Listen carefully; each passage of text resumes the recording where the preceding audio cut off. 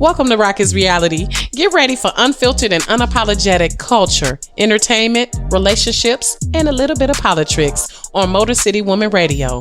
Follow Rocki's Reality on Facebook, Instagram, Twitter, and YouTube. In the meantime, let's go.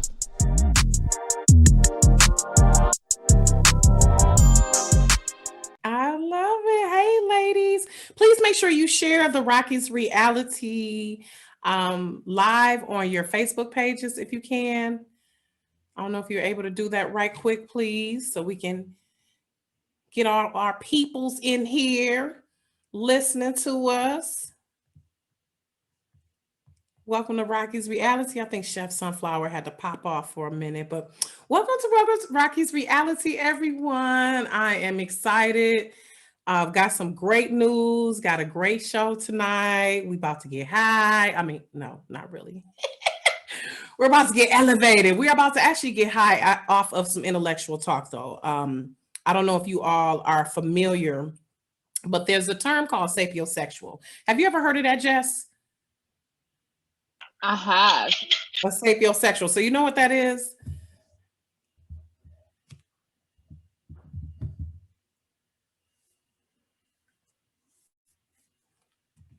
Jess, you still on mute? I see. Sorry, I'm trying to share the live. Right. Oh, okay. Okay, I'm sorry. Hey, and Missy is popping in. Hey, Missy. God. Hi. How you doing? I saw the link and then I'm looking, and as always, you can never find it when it's time. But right. I had to have Robin send it to me as well. But we were just welcome to the show, Missy. And we were just talking about we were going to get high, but not really. We're going to get high off some great conversation. So awesome. I'm a sapiosexual. And I was asking Jess if she knows what a sapiosexual is. And that's pretty much someone who gets high off of intellectual, intelligence, off conversation. Oh, I'm that too. Oh, okay. Yay! Hey, put a new word in my vocabulary. Yes, come on, sapiosexual, come through. It's like, you know what? Sapio. Sapiosexual.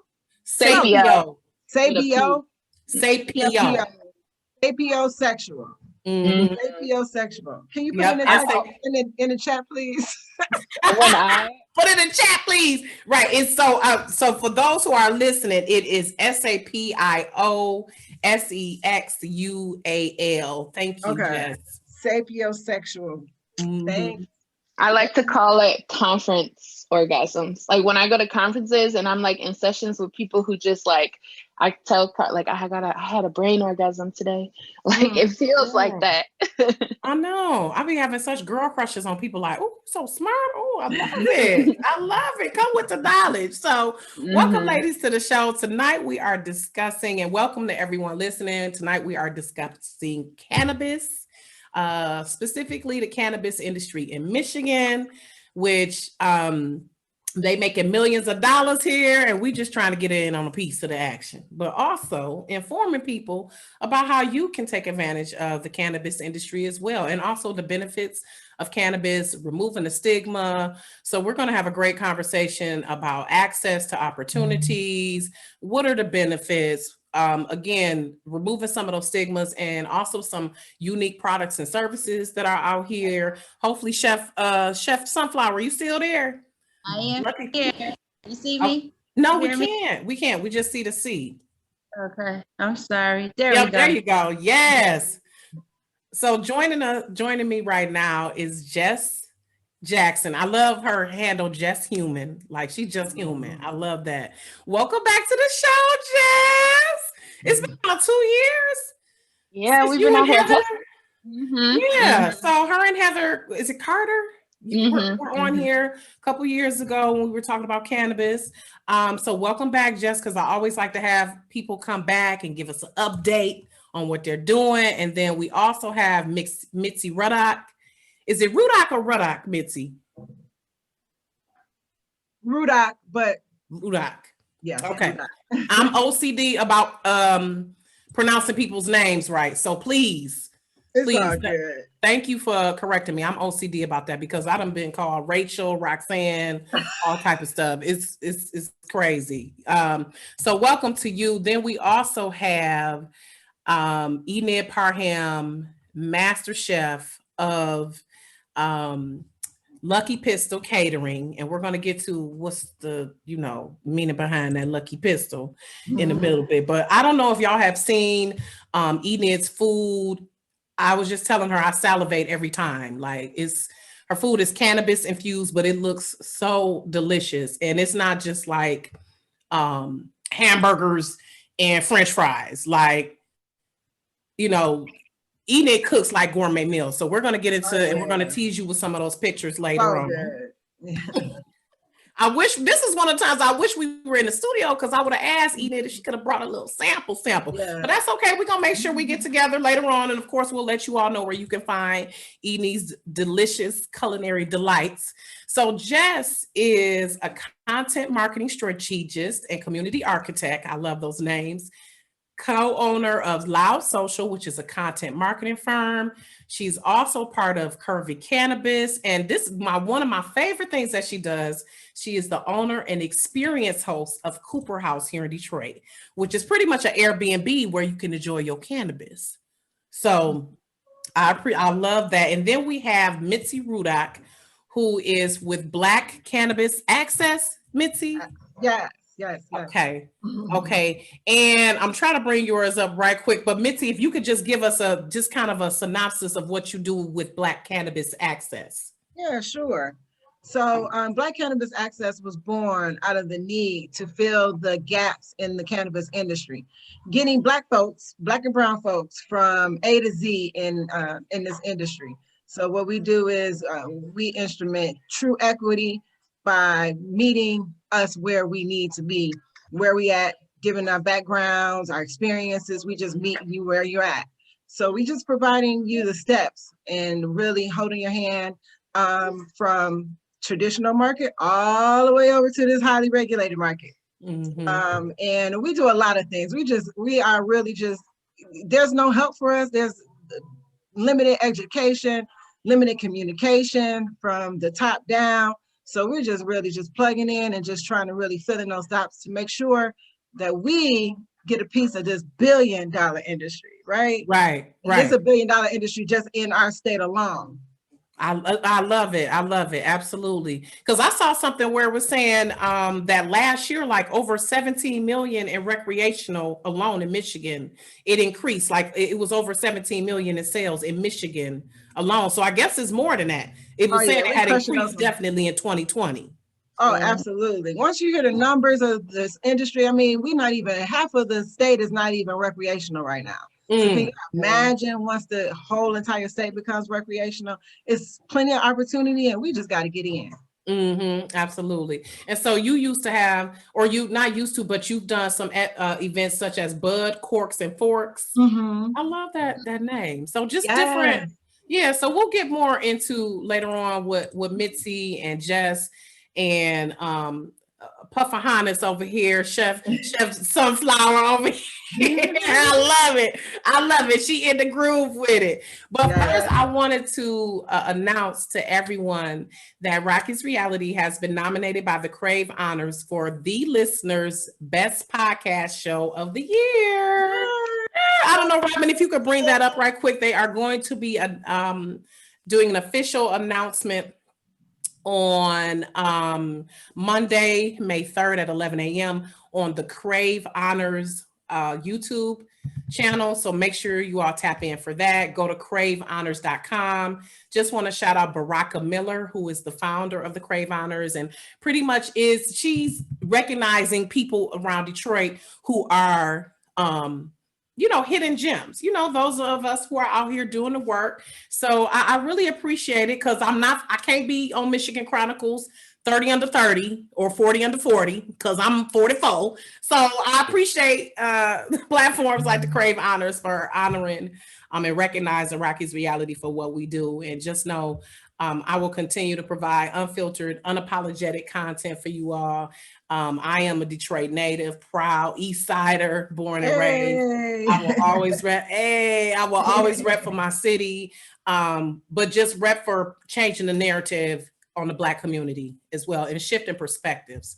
So that's really what I aim to do. So I'm glad, ladies, you all are joining me tonight as I'm making that announcement, because this is one of those shows where I do want to shift people's perspective about cannabis. So I just want to go around and ask each of you ladies, and we'll start with Jess.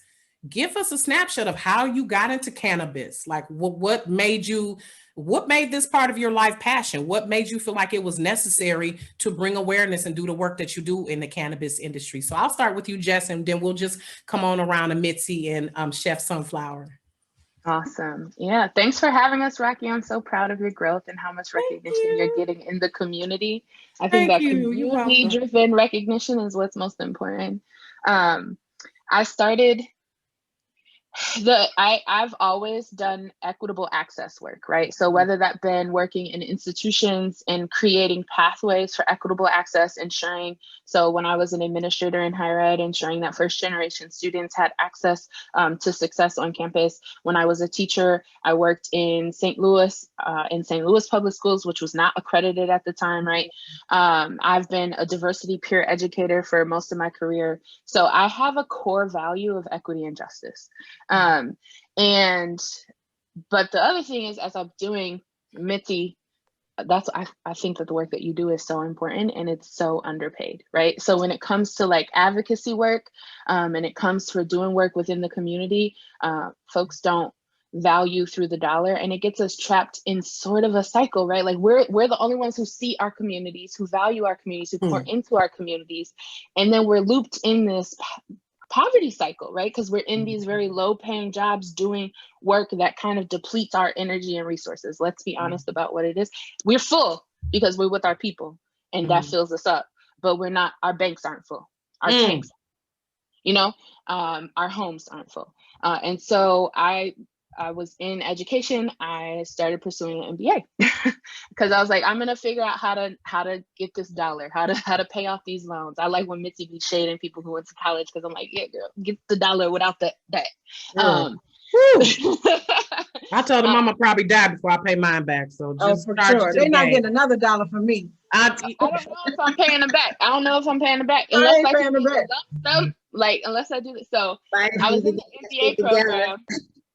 And I had a capstone project, and the capstone project was like, do a research project on an industry you want to work for, a company you want to work for. At that same time, my sorority sister in LA launched her cannabis product. So she has an ancillary brand called The Apothecary, and a part of her marketing strategy, which is a high-end carrying case and humidor for cannabis. And when she launched that, she started sharing her story of using cannabis. First of all, it was the first time a professional Black woman was public for me in my feeds, right? Public about their cannabis use. She started to normalize and destigmatize. And she started talking about the $1 billion opportunity and what it was like to be in a ground floor opportunity. And so I started researching cannabis as an industry of interest. And what I realized is my core value of justice intersects with almost everything in the cannabis industry, right? Yeah. So I was raised in a single parent household because my father was addicted to crack, right? If we think about the crack epidemic in Detroit and in Black communities, it's fueled by administration, shady politics, and lack of resources in our community. And it fueled the war on drugs, right? So instead of them providing services and support, they started to criminalize us. So I called myself, thanks Mary Pryor, a descendant of the drug war. So as I started to unpack all these things, one, I was using cannabis medicinally just in a very stigmatized way because, my dad was an addict. So so I had all this stigma around it. Two, I was also interested in the industry because I wanted to get out of the poverty loop that I was in. And three, I was really driven and motivated by the opportunity to create equity and justice for our communities, and right the wrongs from the war on drugs. And so I just started. Cara and I were like, we're gonna move home. I came home with your wife. Job. Yeah, Cara's my wife, y'all. We moved home from, we were in Delaware, which is where I was in school. And when adult use was passed in Michigan, we just started with what we had, with where we were at, and with what we could do, which was our home. We had a home. We opened it up to the community. We started engaging. That's how I met Enid. Enid came to our first event that we had. She kept saying, "Where the weed at?" Because we have like sponsors of we like. You like get to it. I didn't even show up at this time. I didn't have contracts at that point to like hold people accountable. I needed agreements. And so she was there.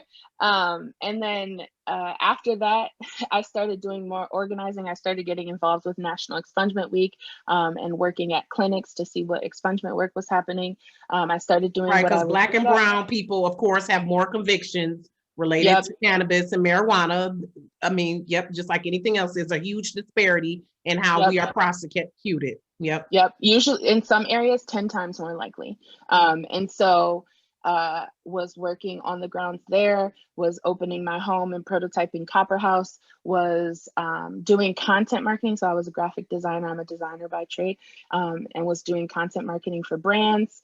And have just been taking up any opportunity to learn. My wife now is a cultivator at a Class C cultivation, which means she's with 10,000 plants, which is commercial scale. So I started because of my core value, right? So if you take anything from my story, know what your core values are and what you want to gain from this industry and align it to your community, right? It was about my community. It was about justice for my community. And then I took what I had, which was my skills and my house, my asset, and turned it into something for my community within this industry. And so when folks ask me, like, what's your biggest tip to getting started? I would say, take what you have and transition it. If you have a podcast, hold space. If you have marketing skills, be a marketer. If you're in community, be an educator. If you can cook, learn to cook. Like, what are the skills that you have that you can bring on over? Right, because there's so many facets to it. It's so many facets. And so we need to be clear that there's a difference between cannabis and THC, right? Cannabis is the more medicinal property, and THC is the one where, if people are trying to have an altered mind state, so to speak. Yeah. So cannabis is the plant, right? So, and people talk about hemp, and hemp is a type of cannabis plant. And THC is a cannabinoid. There are hundreds of cannabinoids, which are the compounds found within the plant that are regulated in your body. We actually have, and that's the thing, there's so much stigma. And when we get to that part of the conversation, I'm ready to jam.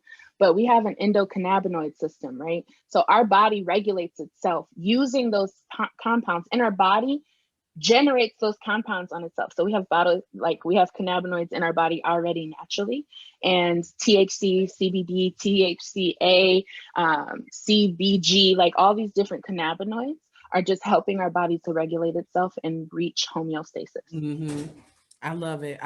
And so coming around to Mitzi, I wanted to restate the statistic that I found. It was actually in Michigan, it was 341 million in 2020 that was generated from the recreational marijuana sales in Michigan. Just in 2020, 341 million. During COVID. Right. That's what they were saying. This is one of the industries that pretty much flourished during COVID, because folks was at home and they like, look, we ain't got nothing else to do. So, and just also they were saying it was like a record increase of 46%. $17 billion was made in the United States in 2019 alone.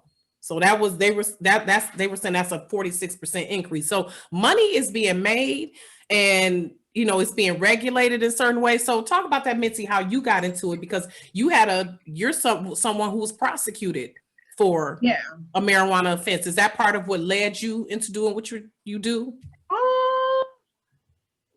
No, not really. So I started off because I was a broke ass college student. That's how I got into it. And I had to figure out a way to make some money and stay in school. My father passed my senior year of high school of cancer. And later on, it fueled my passion to move forward in this industry too. But so I had to figure out a way. So I was a distributor. And so in that journey,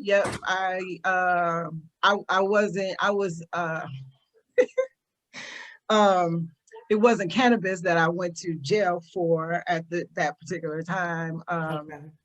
It was marijuana. It wasn't marijuana either. Oh, okay. Oh, okay. It wasn't that either. All right, Queen Pen. Okay. Wasn't like that. I mean, I am a product of, my family members. I have family members that were in the game, and so that turned out to be something else. I'll tell that story one day, and I will. I promise I will. So anyway, what led me into cannabis was just how to stay in school and really just finding a way to make money to stay in school.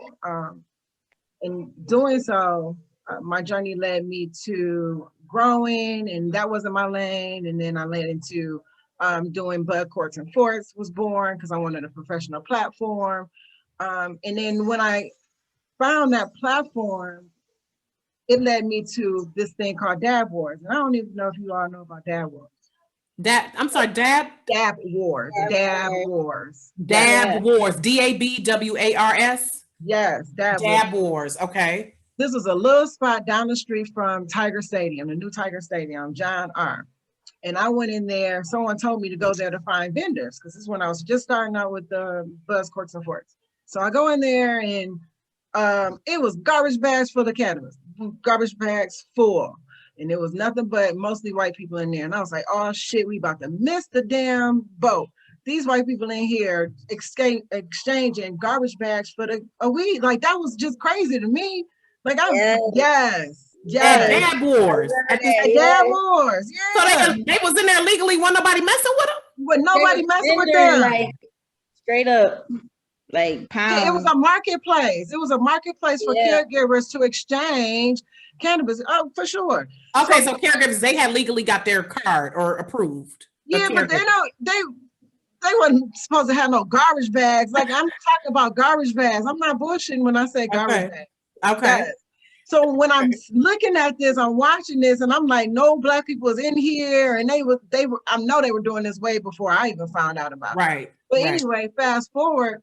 Between that and then I would go into these dispensaries. This was at the height of when dispensaries in Detroit were like 300 plus. I was going into these dispensaries handing out my little flyers, and guess what? We was just security guards. We wasn't owners. Right. So that was what kind of fueled me. So between that, my experience with my family members, my dad passing of cancer, and not really, he wasn't even exposed to the possibilities of using cannabis as an alternative medicine. All of that was fire. So once I really started getting into what was happening I saw the barriers with us not being able to get into the medical industry. That pissed me off, right? I was associated with some friends, and we were all trying to move forward in the industry, couldn't get in because of the barriers, because of zoning, because of school zones, like all of this shit. Y'all need to understand as Black people, these things are barriers to us in moving forward in anything.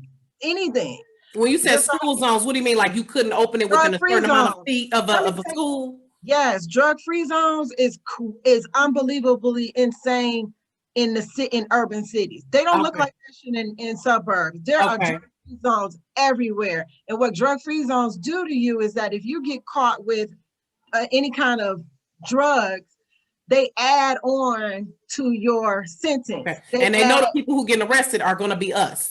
Exactly. That's how a lot of us, I mean, it is so predatory. Yeah. So these are things that we're going to have to work on, but I don't want to, look, I could go on and on and no, on. we're gonna come back to that. So you pretty much saw like shit. We being left out of the mix here. We're being left out. Absolutely. Right. Absolutely. And then that kind of got me on to like working with the state on the state level with social equity. And then when I saw that they watered down social equity on the state level, I was like, let me catch Detroit. So start going into Detroit and saying we need a social equity program that have some meat, that really caters to and make sure that we target Detroiters who want to move forward in this cannabis industry and get them some help. Right. And so that's where Detroit Legacy was born, doing that work. And then just really making sure that people, normal people, everyday people, us, get the communication and know that there is some peanuts out there for us to move forward in the industry, right? There's some fee reductions because off rip, you think like people first heard $6,000 with the state application fee and was like, oh hell, I can't, you know, they didn't want to do that. But there's help. Did you say $6,000? Oh yeah, it's $6,000.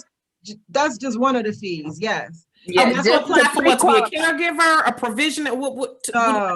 This is to part of the process to get a commercial license on the adult use side.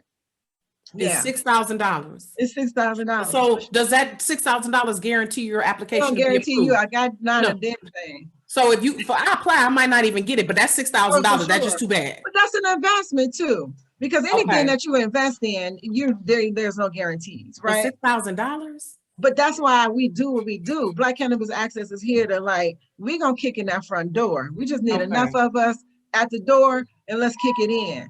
And that's part of that investment is that $6,000. But there's help. So social equity on the state level, you can get 25% off. You can get up to 75% off of that $6,000. I actually have a couple of people who did qualify to get 75% off of that.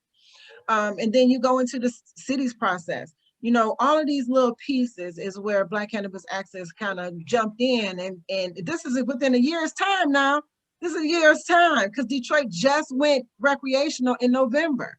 Right. So we're having to really just jump in and really provide all of the resources and the communication and the outreach to let people know that about this opportunity and that there is help, but together that we can really move forward in this cannabis industry. We're not going to be able to do this shit on our own and on an island by far, but we got to be able to unite on some level and come to some consensus, and let's move forward and get at this industry. It's crazy as hell, and I'm gonna wrap up. It's crazy as hell that we have laid the pathway.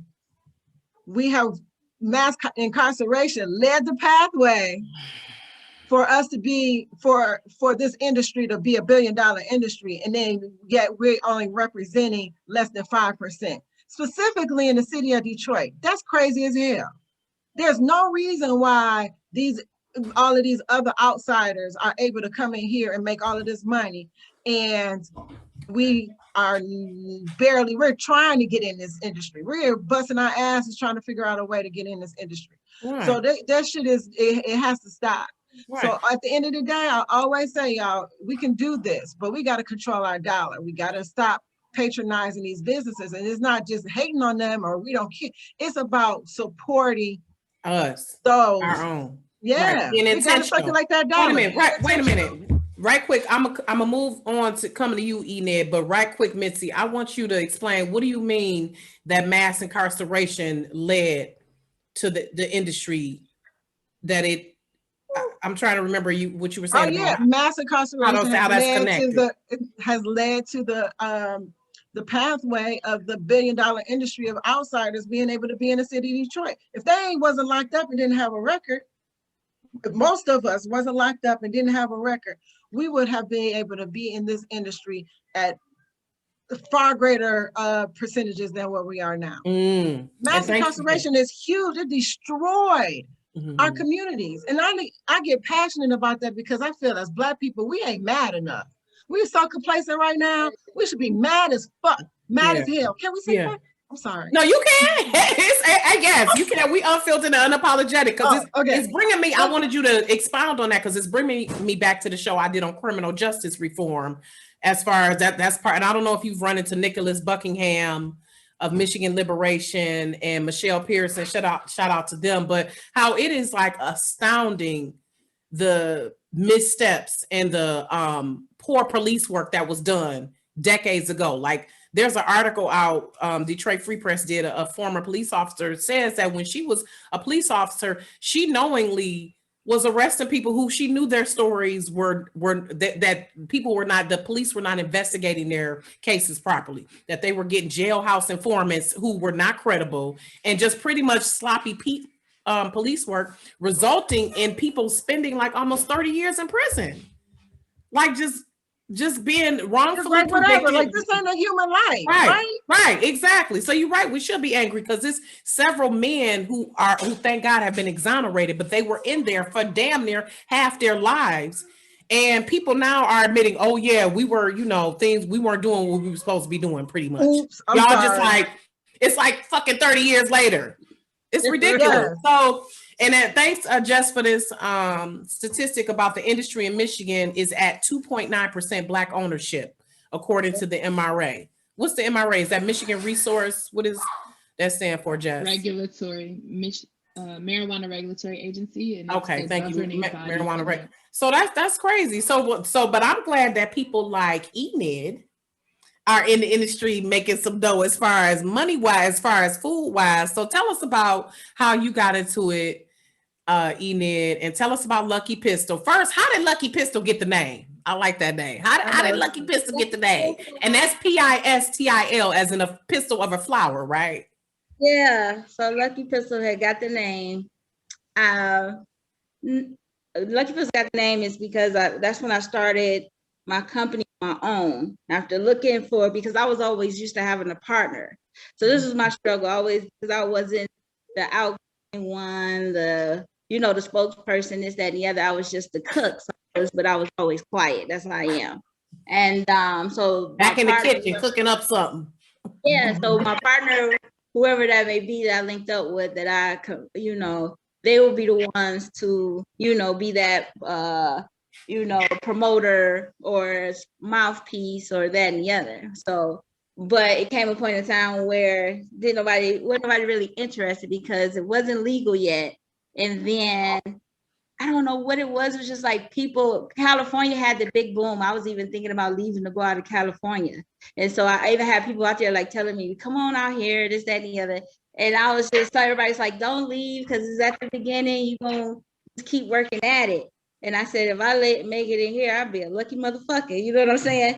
But when I was thinking about it, Pistol, when I started doing my homework on actual cannabis real, because before I was just like everybody else, give me a bag of shake, I'm gonna make some butter and put it in some shit. I really didn't know about cannabis. I smoked it, never knew, the chemical part to it or the breakdown of it and learning about it. So when I was doing that, I've read about the pistil part of the flower that determines how the plant is going to turn out, what the plant is going to become. So I've always felt that if I made it in this, that I was a lucky motherfucker to determine my own destination in cannabis. So that's the Lucky Pistol came apart. It was hard, like I am sometimes. I'm pretty hardcore myself, but at the same time, it's like being that, because a lot of people out here can't. That's why they always have to work for somebody else to do things for other people, because they're not determined enough to make their own way. So I'm lucky in that sense, in my mental state, to say I'm gonna try to make it my own wayness. That's how I like it. Yeah. And so, Robin, can you please pull up some of the pics of Enid's food so we can tease ourselves right quick? Y'all get ready. So, like I said, Enid and Jess partner together, right? Yeah. So, like when people stay at the Cooper House, Chef Sunflower, you provide the catering. Yeah. So if they request me, I provide the catering. Yeah, so, yeah. It was so funny. This is another thing I feel so lucky at how I actually met Jess. You know what I'm saying? Because at that point in time, I was still struggling, trying to find partnerships with people that were serious about this. And I went through like 4 groups of different people that just wasn't serious or didn't get it, or just wasn't in the right state of mind to push through. So one day my friend Shy from Fried Chicken Caviar. So she was also doing cannabis at the time. She had a cannabis company. And, at that time I was like going through, my broke stage, working and just trying to make it ends meet. And I was going through a difficult time, and she invited me out. She said, well, come on out. I'm going to be at this place doing vendoring my cannabis food. She said, you should come and join us. And at that time, I was also working with another guy who was like, if you can find a place we'll try to film your show, and I'll come do your first episode for you for free. So it was months, and then she invited me to this party, and I wasn't gonna go because I was like, I have no money, I shouldn't be going out, I'm supposed to be saving everything. And some just told me and said, hey, go ahead and go. You know what I'm saying? So I went, and when I got there, it was just like the atmosphere of the whole place just like so inviting and welcoming. And so when I was just looking around, talking to people, meeting people, and I seen her kitchen, and I was like, oh shit. I was like, this is it. Right. Oh my God. I was like, I found this place with these people who everybody is enjoying weed like we should be. It's vendors, it's Black, you know, it's queer, it's white, it's everybody was invited in this space, and it felt so good. And so that night, I was just ready to get high, so I kept asking Jess, where the weed at? You know what I'm saying? Saying you have weed. So she ended up finding the weed, but then that night I actually won the raffle, which is my first raffle I ever won, of a gift basket full of, you know, weed products. And it was just like, this is it. So it was just like that first hit at Copper House, you know, was such a magical moment that I was like, this got to be it. So, you know. Wait a minute, hold on. So hold on. Everything that Robin is showing, this is all infused with cannabis, right? Not everything, because I do some people do my catering services and not get cannabis in it, or some of those pictures might be pictures just from work. Because I cook at work too. Okay. So this particular thing is not in food, but that is candy bacon. So it's like a candy bacon I did. Wait a minute. So go back. Which one, Robin, if you can, the most recent post? It was April 20th, I believe. Because I was looking at that. I was like, oh, this is so good looking. It was now is this one? What about this one? That's infused. So that was a party catered at the Copper House. And that was an Asian style. I think that was like a stir fry or lettuce wrap. Good. Oh, that look good. So wait a minute, what is it, like a powder that you put in there? What is it? Like, how do you know?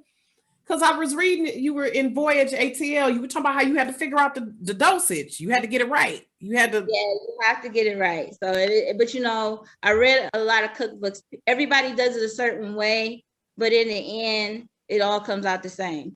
So it all depends on how you like to compute it.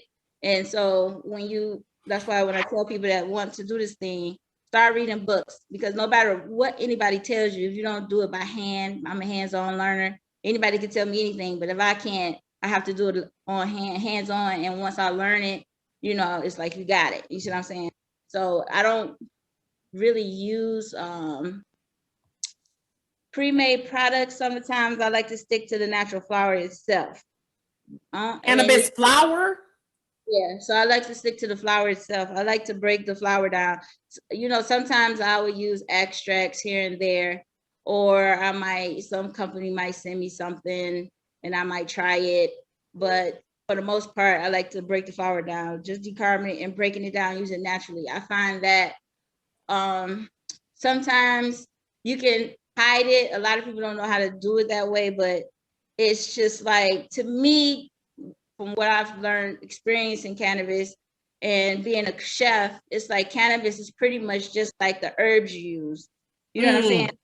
Okay, so like if you put some seasoning in there, you sprinkling a little cannabis in there, so a teaspoon of cannabis. Yeah. So that's because I'm wondering, like, is it a flower? Is it like is it vendors you get it from, or like what is it? How does it? It's different. It's different vendors I get it from. So some companies some companies will send me stuff to test out. Some companies I would like a product. I say, oh, this company I introduce to my clients. Like one of my favorite ones is Watergate from Lemonade.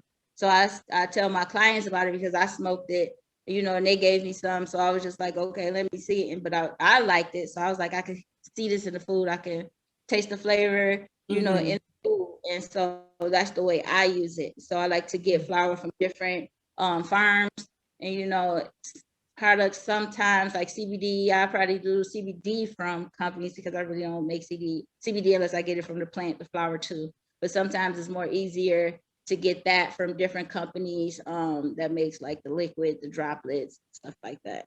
I I mean, so pretty much it can be in any form. Think of it too, just like the terpenes in the weed. All those have flavor profiles just like your herbs. You see what I'm saying? Like you got pinene, which is in rosemary. So it might be in one of your cannabis thing, cannabis flowers, the choice that you may choose. And you just take that and use it just like you would rosemary. You see what I'm saying? Because flavor profiles and the feelings that it gives you, or should I say the high that it gives you, is about the same. You know what I'm saying? So that's the way so that's how I like to feel. Coming straight from the kitchen, breaking it down and cooking it. Anybody can buy a product and throw it in. And sometimes when I do that, I feel like I'm cheating. Like I'm cheating, you know what I'm saying? I should be able to take this plant and break it down without cheating, you know what I'm saying? So, but that's only in a true cook's natures. For home cooks, or people that's just getting into this and don't know how to do that or break things down, I would tell them to buy those products. You know what I'm saying? See how those, because they actually already have the doses on there. And you might just need a droplet, you might just need a teaspoon, you might just need a little pick or something, you know what I'm saying? And then that way they can gauge their doses, what gets them high, what exactly it is. So when they actually come to a person like me, they can say, well, 10 milligrams will do me good, 20 milligrams will do me good. And you can recommend to them too. Yeah, I can recommend. I love it. Yep. Okay, and welcome, ladies from Cannabis. We're going to get to you in just a moment. Thank you for joining us. We're going to get to them, but I wanted to come back to have Jess explain Cooper House. And also I want Mitzi to explain buds, corks, and forks. So I want you all, because I love how we are creating our own lane. That's what I love, how we are creating our own lane. We are making a way. Mitzi, I love like your passion about it, because that's what we need. People to advocate and present to us, show us that there are opportunities that we can take advantage of. So Jess, explain right quick, what is Cooper House Detroit? Because, and like, as you all heard, Chef Sunflower or Lucky Pistol sometimes provides the catering. But Jess, what is that? What is Cooper House Detroit? And if you can, we can bring up the video in a little bit, Robin, as well. I like that little tour she gave. So Copper House, it's named after houses, right? Like if you think about NYC ballroom culture. Oh, it's Copper, not Cooper. I'm sorry. I kept saying Cooper. It's Copper House. Copper House. I'm sorry. Copper. Okay. Copper is for healing. It removes toxins from your body. Good energy, right? I love it. I have an obsession with copper. I have an obsession with rose gold. My wife has an obsession with copper, but it stems from ballroom culture of houses just taking care of each other, right? Like a lot of queer youths were thrown away by parents and because they were gay and because they wanted to be gay. And so houses formed in order to take care of each other. And we've always been doing that, right? Like our community has always done that. We just take care of each other. So for us, it's a space where we take care of each other, whether that be you're traveling here, you want to have a good time, we're going to take care of you. If you want to get your business together, you want to do some photo shoots to get your photo shoot together, we're going to take care of you. If you want to do an intimate gathering and you want to have some good food, first of all, I don't even like eating anybody else's cooking, because once you taste her cooking, you literally, it's just like she uses ingredients that nobody even heard of. And at first people be like, why are you cooking with that? I don't know what that is. She's like, just trust me. Have y'all all had it? You've had it too, Mitzi? Oh, yeah. She had purple, purple. The purple yam. The purple yams as dessert. Oh, it was, the whole meal was great, but purple yams. Yeah, no, it's definitely like specialty, right? Like she is a specialty exclusive chef. Culinary excellence is, and she's Detroit, and so Copper House is Detroit AF, right? Like I'm right off of 6 Mile over in Bagley. And I'm in a neighborhood that is the highest concentration of Black owned businesses. So my guests get to frequent. You said 6 Mile of Bagley? Yeah, 6 Mile and Livernois area is my 6 Mile of Livernois, okay. Mm-hmm. Oh, but that area is called the Bagley area. Yep. Okay, gotcha. Mm-hmm. So it's a bed and breakfast. It's like an Airbnb. Yeah, so people can also stay here overnight. So you can book us. Our website is copperhousedet.com, and you can book through there. We're the first listing on bed and breakfast in Detroit. And we opened our doors for our first guest January 11th, 2019, right after we went recreational. So we're an overnight stay, we're a content production studio, we're an intimate gathering venue, we're a kitchen for folks that are making video footage. We're a home. And like we like to say, we're a home away from home for the cannabis community. I love it. So Robin, let's bring up that tour of the right quick. And thank you ladies for being patient. I want to see that clip right quick. I loved it.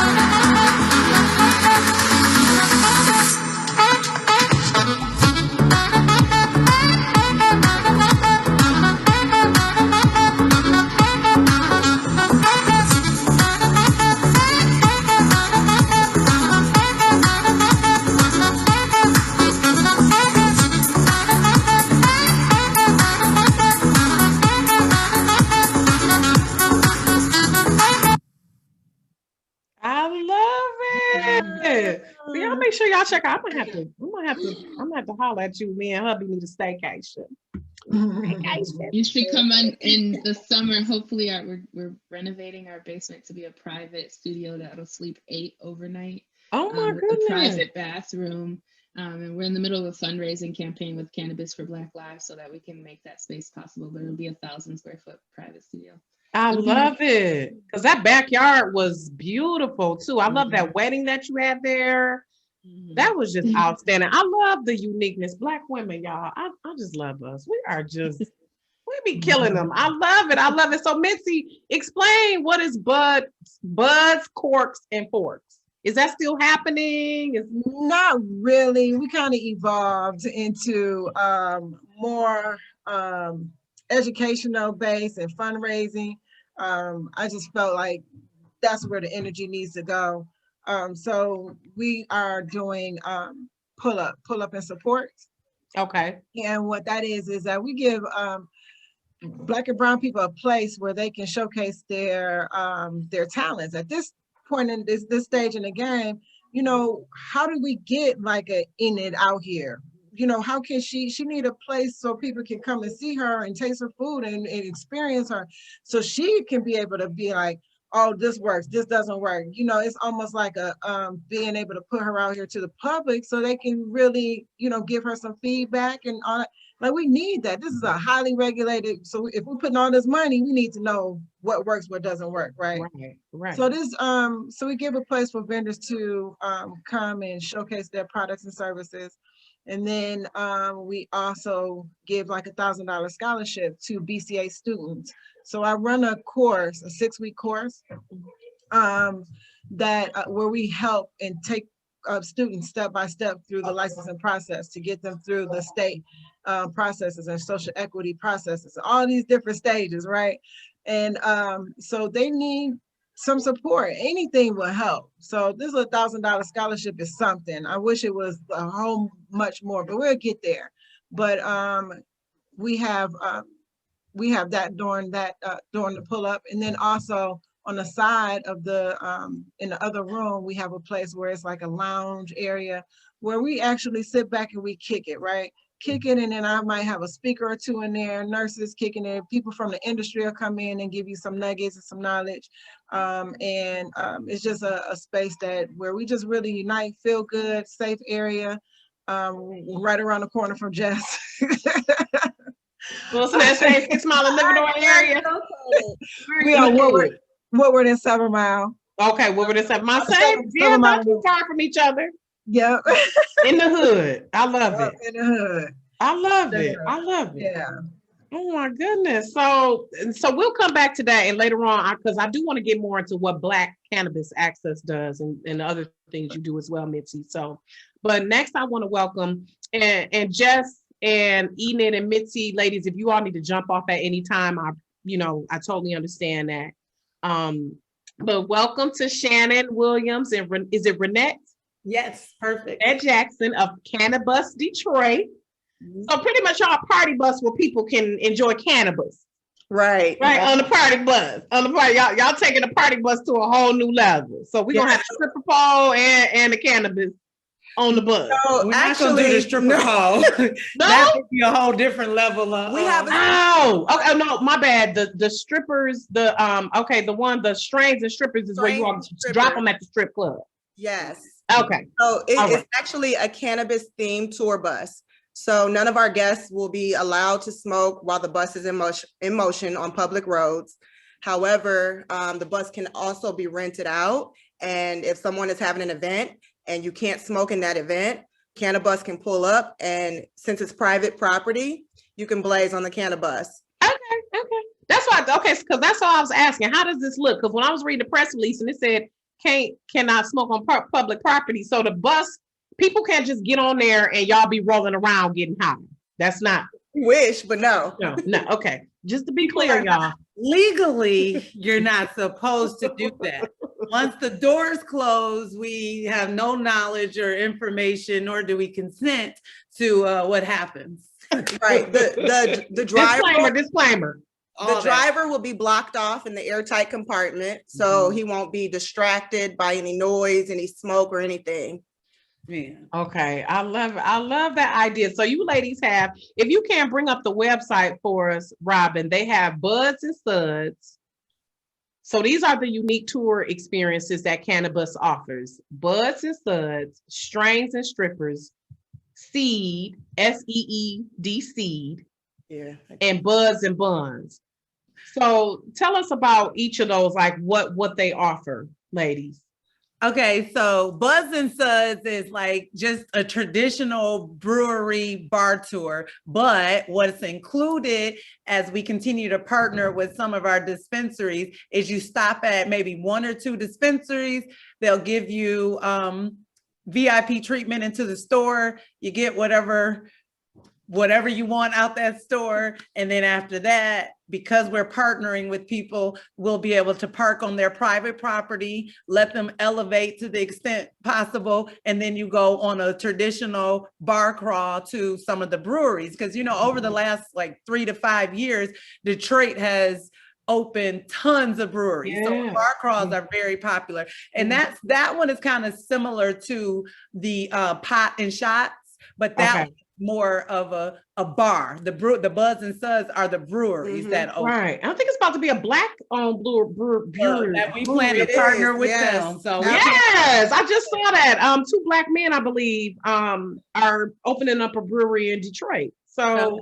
we are on them. And I love it. Yeah. So all of our tours will include some type of relationship or partnership with the dispensaries. It would be great once Detroit opens up for recreational. It would make life so much easier. But until then, we're going to try to work that area. But the tours automatically start off with stopping at a place where they can get elevation articles and materials. Okay. And so then if it's strippers, well, then they head down 8 Mile, they stop at a couple strip clubs. If it's Buds and Buns, we've located at least 5 or 6 different slider joints. We have their burgers ordered up, they elevate, and then they eat burgers. That one sounds great to me. I like to eat. Because we be getting the munchies. People get the munchies. So, you know, and we have other tours. Like it's a creative thing.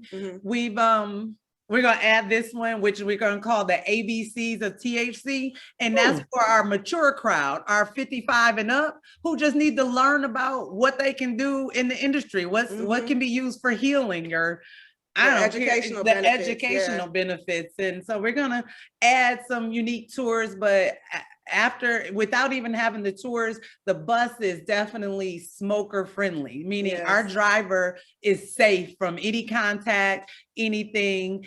And we're one of the few party buses. I don't know of any others that allow you to smoke. And so that's been people's question to us all the time. Can we smoke on a bus? I'm like, we are partnering with people across this state. Right. That was my question in the email, like, yo, Gabby, can people get it in on the bus or not? So let's talk a little bit about you all's background, ladies. Now, I'm on Shannon, first Jamaican American. So I guess it's natural that you right. It's got the cannabis industry, but you also, like, similar to me, you have a psychology background and in foster care, social work. I was a foster care worker for several years. Yeah, I actually. So bless you. I think they froze. Is it me or are they freezing? Yeah, they froze. Just as she is about to give us the tea. Because two of these ladies come from phenomenal backgrounds. So Shannon is the first Jamaican American woman to own a high quality provisioning center. Are we here? Are we back? You back? Right. I was about to run down your bio right quick, like while we're waiting.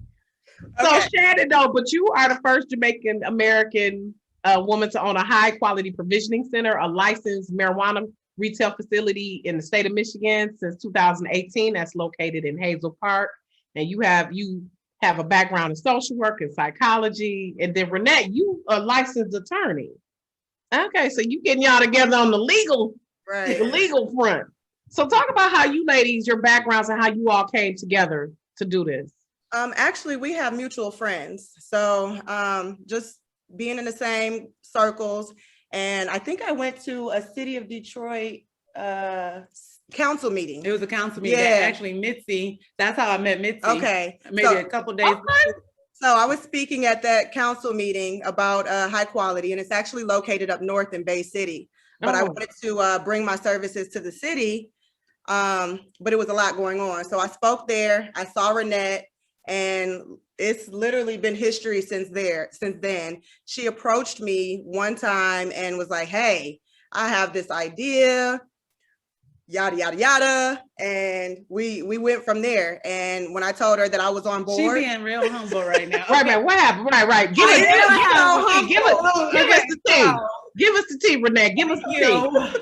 Shannon got all of that education, stores, business, all angles. But on top of that, she's like a one-stop entertainment complex.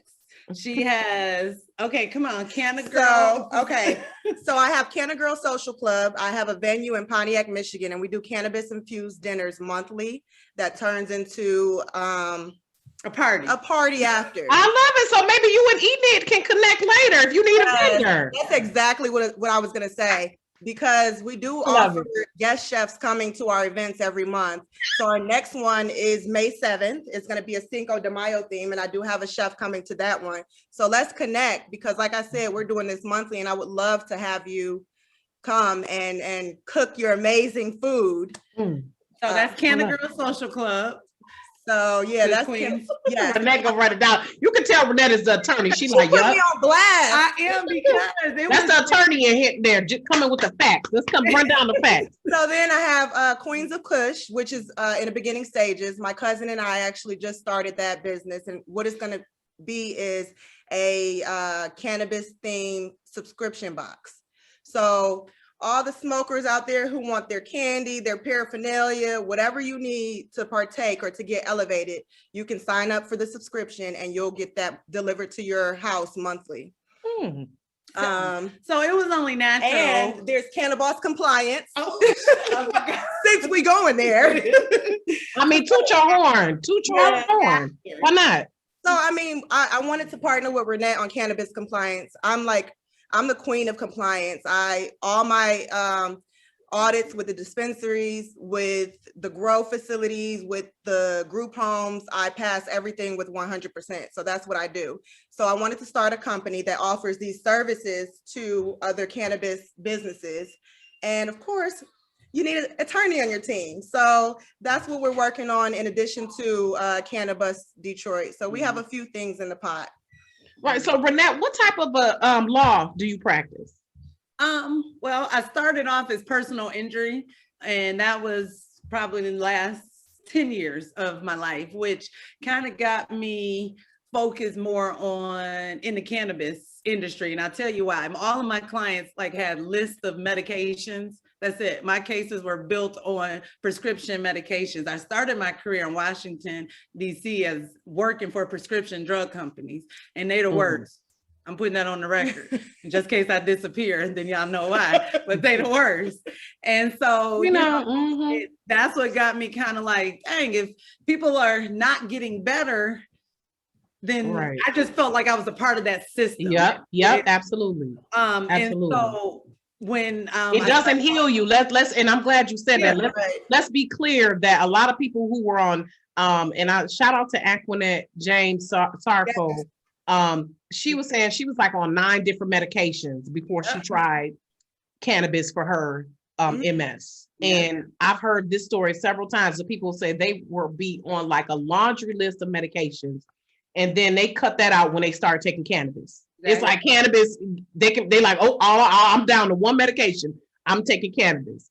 Right. So let's be clear, Big Pharma, they're not healing people. They're just masking symptoms and creating more effects. And making you more addicted to drugs, the worst type of drugs. So it got me interested, on top of the fact that there was this, again, 10, 11 years ago, whispers of the industry becoming legal. So, it was only smart because of the opportunities, because of the wealth in it, that I started connecting. And then when I got my first client, which it was a group of men actually that entrusted me to go through the licensing process. Then after they allowed me to make my mistakes, and then I just dove right in, and it's been history ever since. How did I get a cannabis? Because there's a whole other side of that legal person that likes to just have fun and be creative, and that is really the joy I have. And when I was talking to Shannon on some legal advice, and she was telling me kind of about her entertainment businesses, I just was like, hey, what do you think of this? And I didn't know if she was going to be like, that's the dumbest shit. I'm sorry. I don't know if you can cuss. No, you can say shit. Yeah, that's the dumbest shit I ever heard of. Right, this is prime time. Prime time. She was like, let's get it. Yeah. Right. It's a unique idea. So I want to ask though, what are y'all doing for COVID measures though? How are y'all keeping people safe as far as that? Do they have to wear a mask when they're on the bus? How does that being handled? So, well, first of all, the bus can only seat 10. So we want people to rent out the whole bus for 10 of their friends. So there'll be a group of people who know each other. We'll be giving out masks, sanitizers, taking temperatures and things like that. So it's not just individuals coming in, but everybody that's going to get on the bus will know each other. I love it. So I wanted to ask Mitzi how this ties in from what does Black Cannabis Access do? How is this part of are these some of the businesses that you all support and provide resources to? What are some actual things that people can look to Black Cannabis Access for? Or is there some other things that you're doing as well? So we are supporting, I always say all the time, we got to control the cannabis industry in our own communities. And we have to be the foundation of that. And the foundation looks like getting the commercial licenses, which are available. So right now on adult use side, you can get retail license, processing, cultivation. There's three three parts to the cultivation licenses: a Class A, Class B, and a Class C. You can get event organizer, event temporary event, and you can receive safety and compliance and transportation licenses. So I feel like we as Black and brown people need to get these licenses. So we have been focusing on that.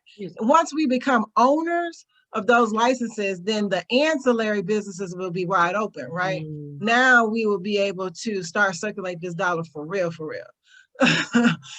So, you know, that's like if all of us right here got commercial license, then we would be able to support a cannabis, right? We would be the ones that would be able to that they could call on, and we can be able to be their retailer or whatever the case may be. But it's instrumental that we become the owners and the foundation in our own communities in the cannabis industry on the adult use side. So that's the part we play in.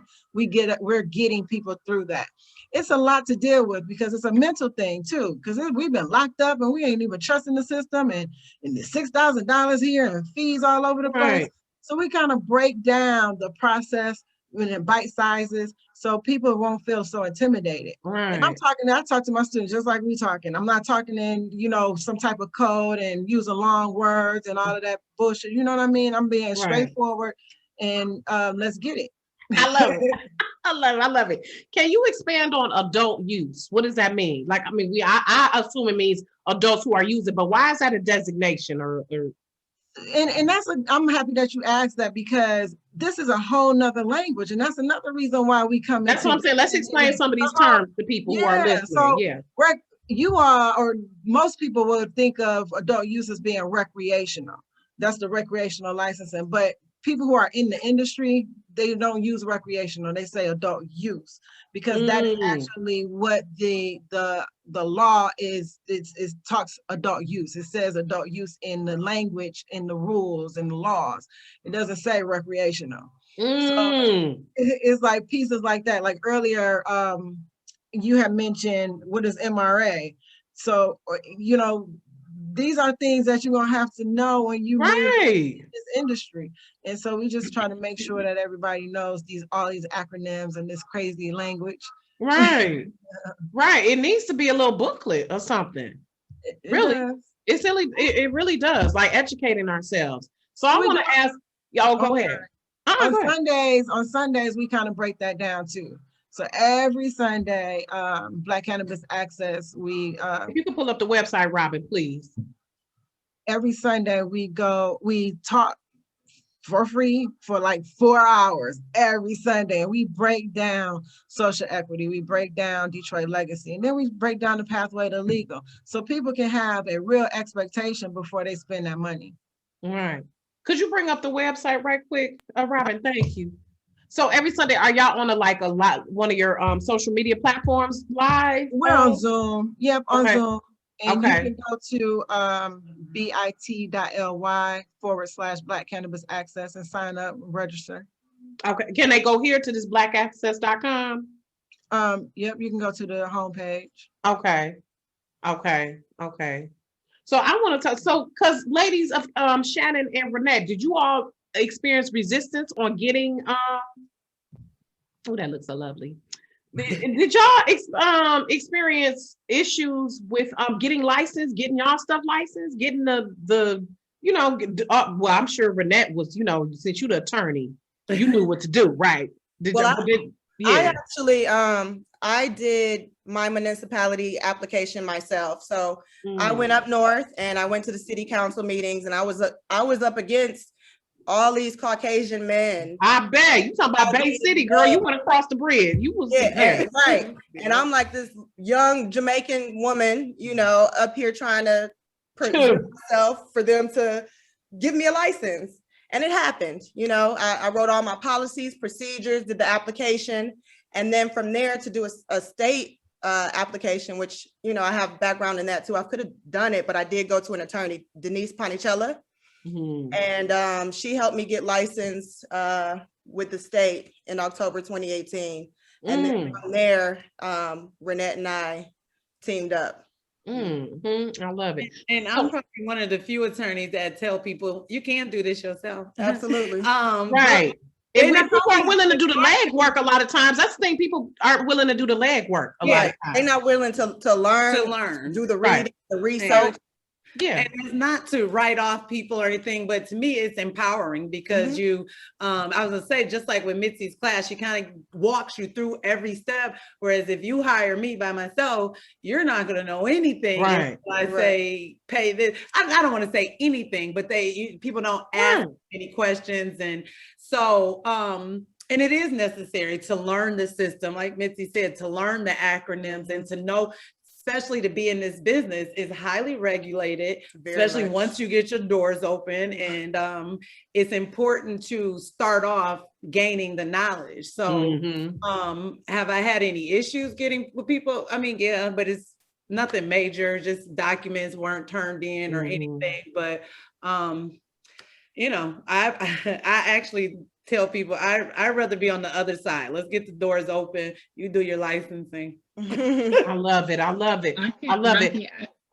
Yeah. I want to talk about some barriers. I'm in the middle of pre-qualifying for a Class C grow right now. I'm also a Legacy Detroit qualifier. That's what I was I'm glad you said that, Jess, because I was going to ask. Jess, you sound a little muffled. I don't know if your sound, you sound a little muffled. Oh, how about now? Yes, better. And I was just about to ask you, Enid and Mitzi, explaining what Detroit Legacy is. And if you can talk a little about what does Class ABC mean? What does that mean? Yeah.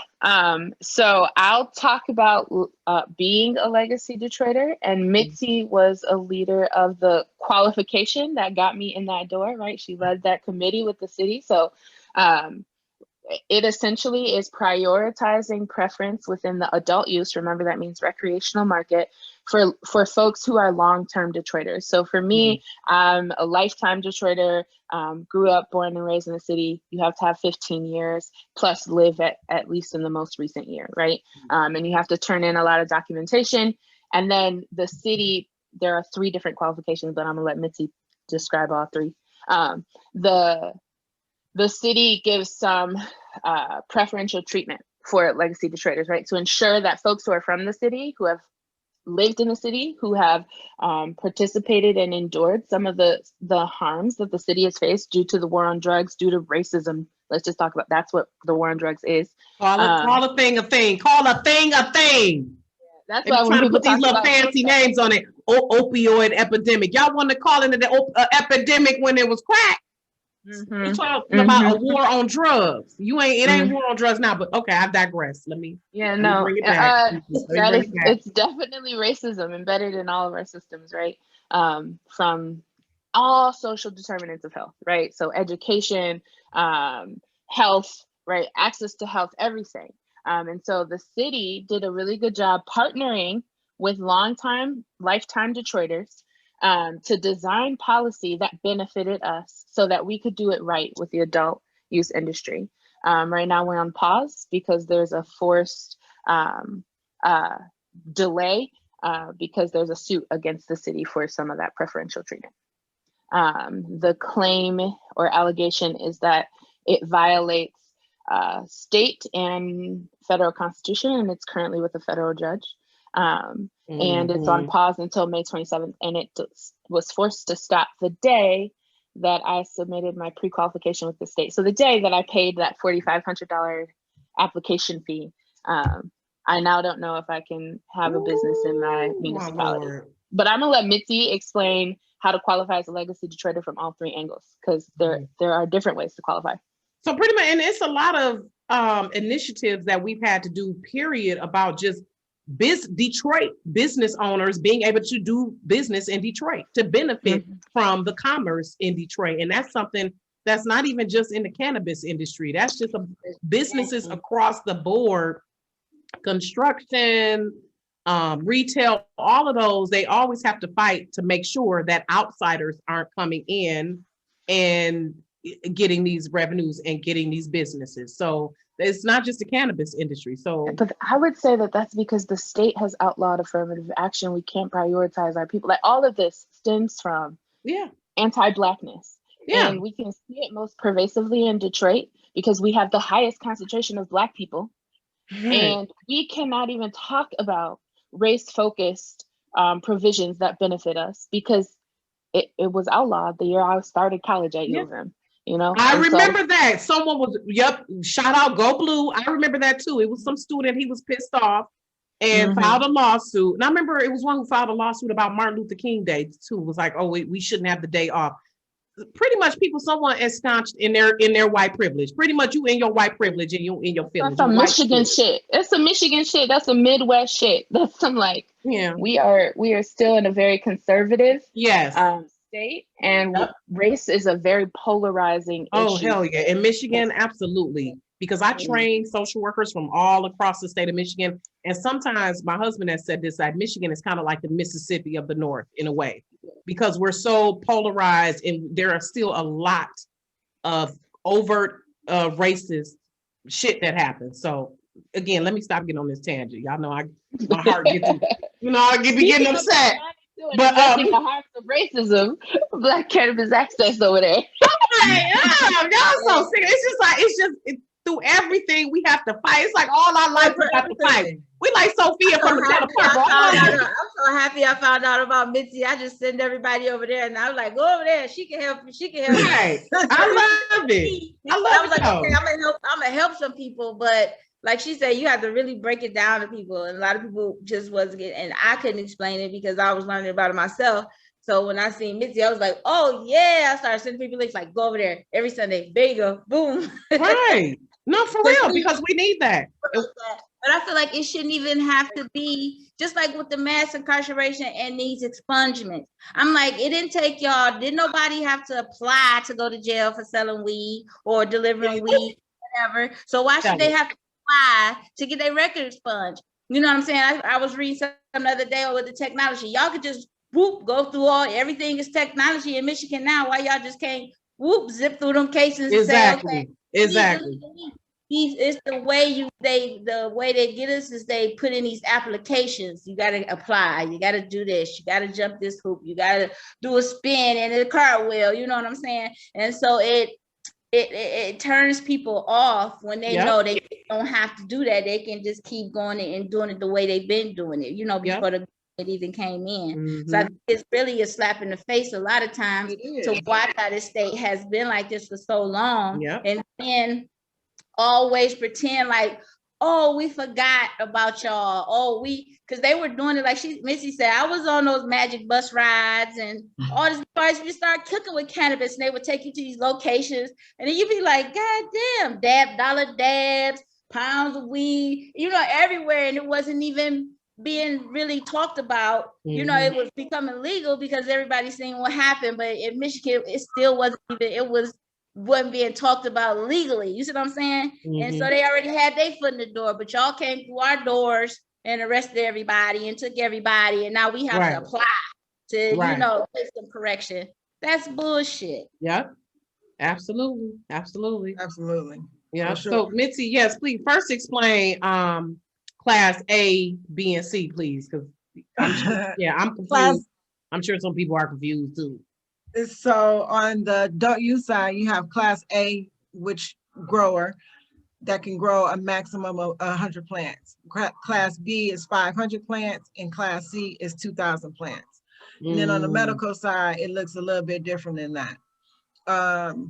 And then from there, you want to know about Detroit. The Detroit legacy, or okay, so yeah. Look, you gotta tell me because I'll go on a tangent. So don't worry, I'll cut you off. Go ahead.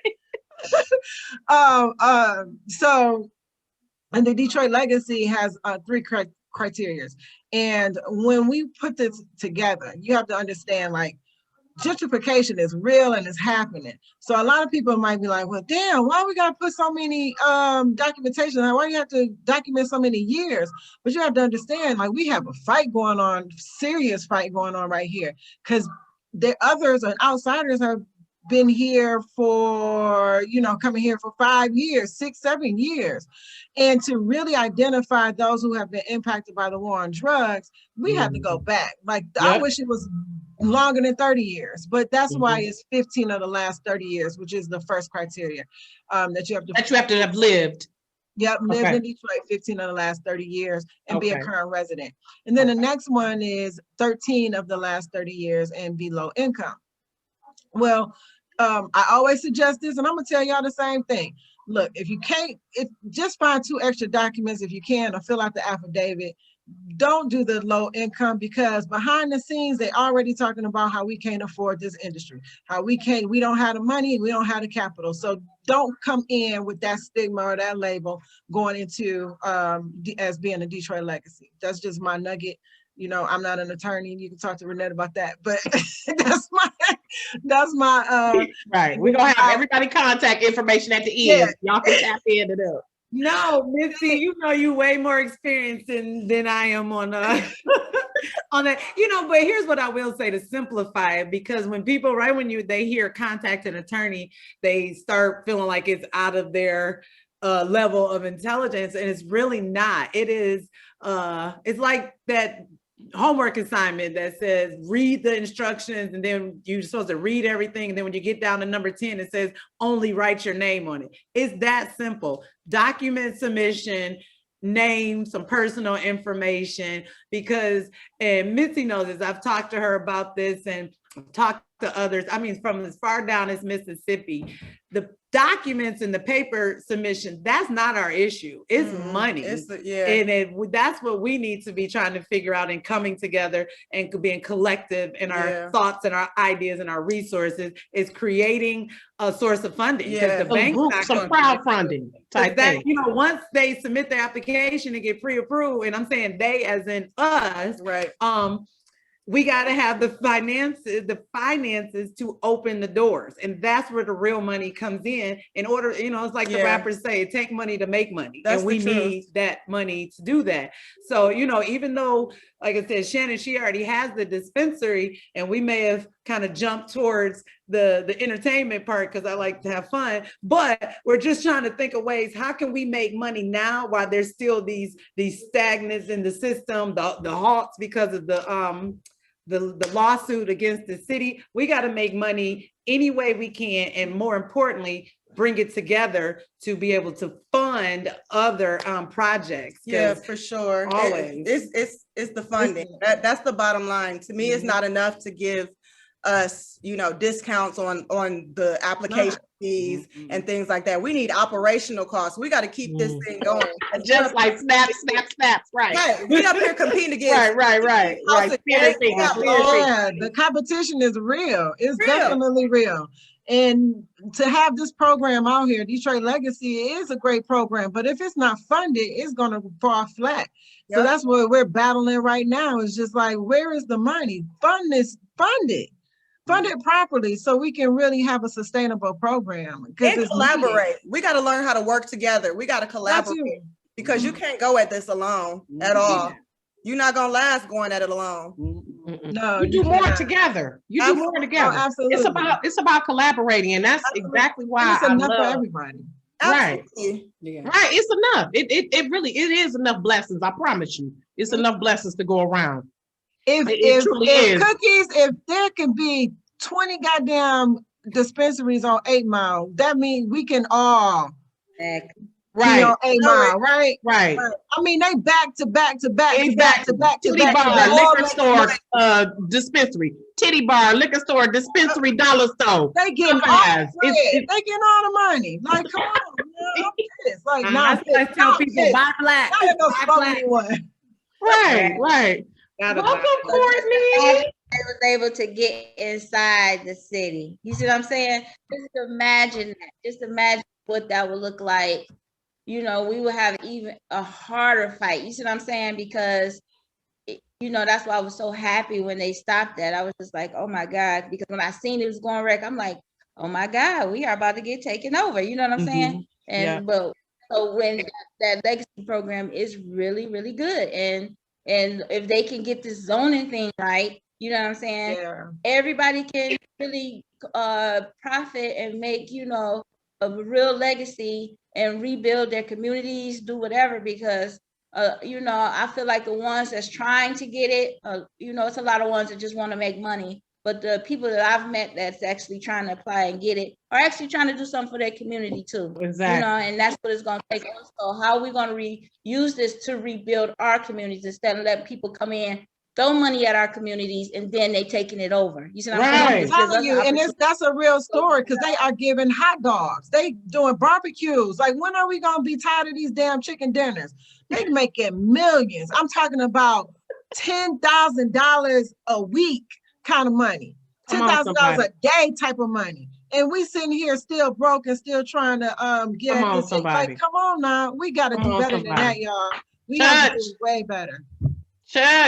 Stop patronizing these companies. We got to stop circulating our dollars amongst ourselves. Exactly. What's up, Ashley? I always say, hey, I always say we have everything we need within our network.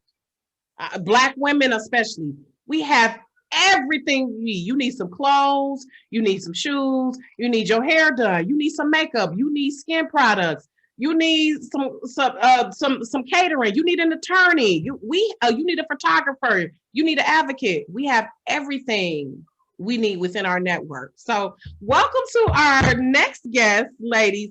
And I'm glad you all are joining us, because my next question, I want everyone to answer that. And I want to shout out everyone who's watching on Facebook. Thank you all for tuning in. I wanted to welcome to the show the founders and owners of Black Sapote. Is that correct?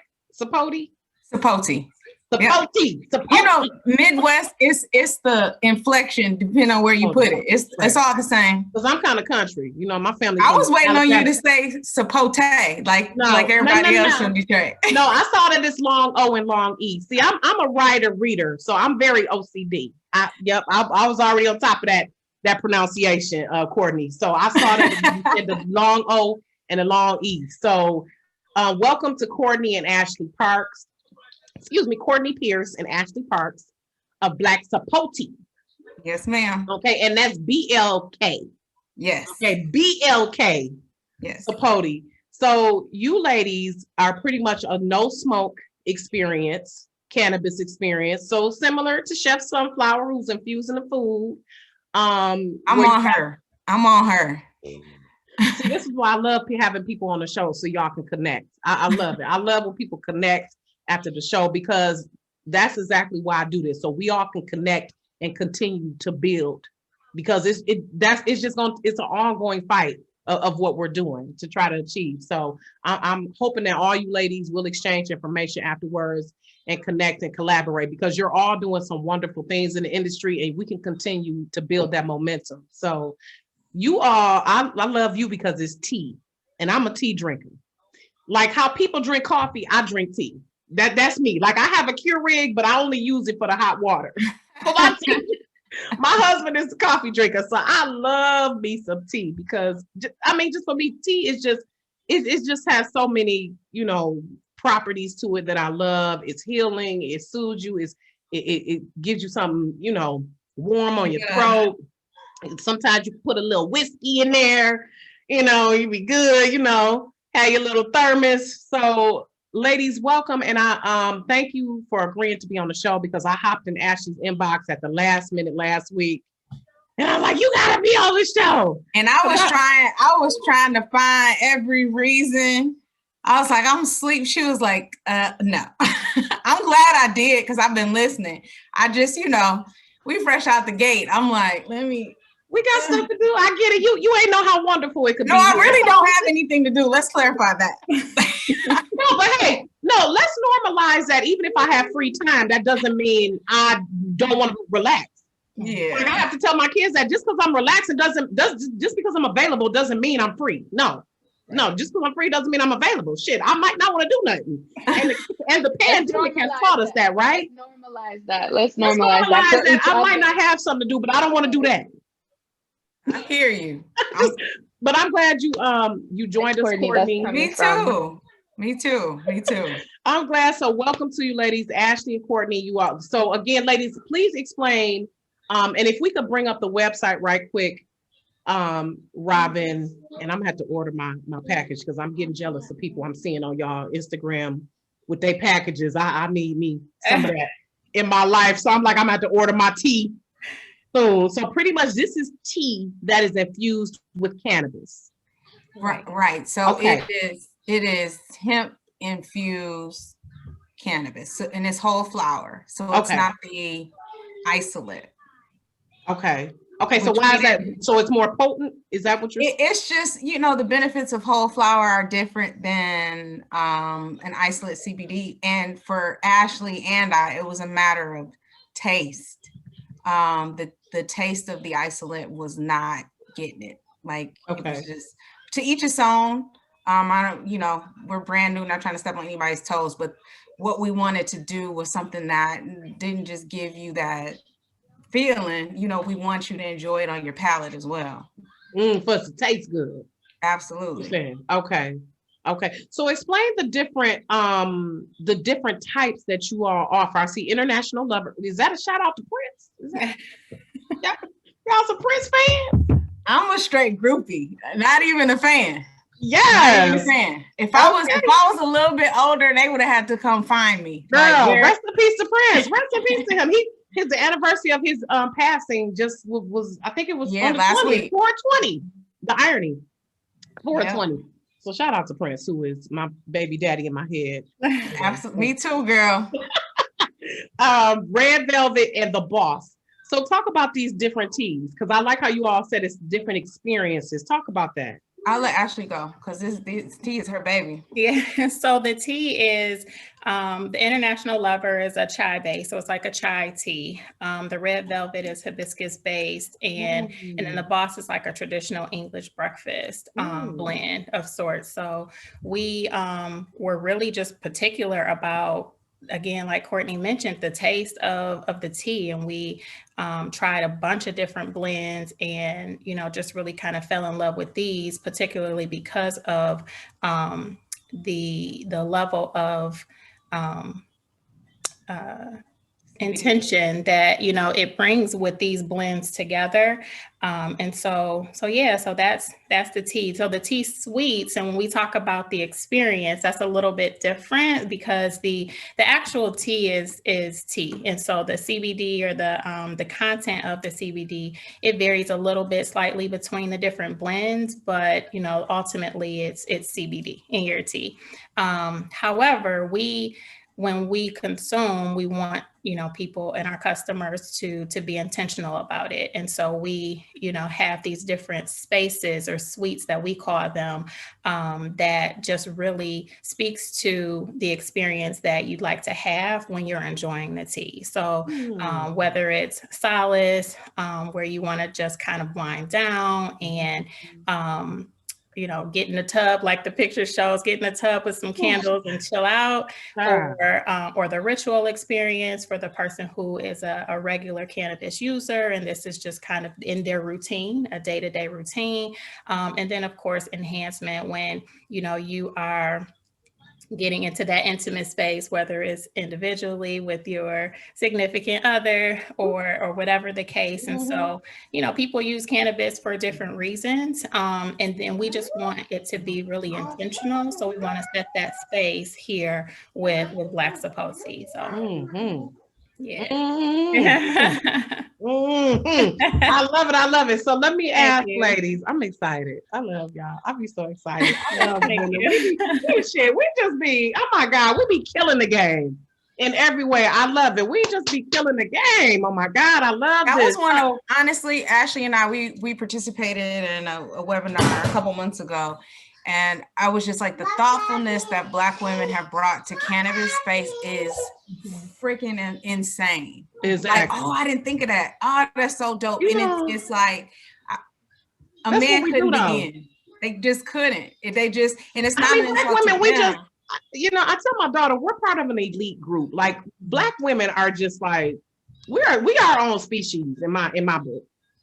But I'm gonna say off the record later. I'll email you what I wanted to say. But right, because I know you a poet, you a wordsmith like me, Courtney. Oh, so look at you! And we get to get. Oh, I read. I ask you to tell you. I ask for the bios and everything. I read. I don't just have you send that to me for nothing. I actually do read it. Yeah. Let me ask right quick. I'm sorry. Go ahead.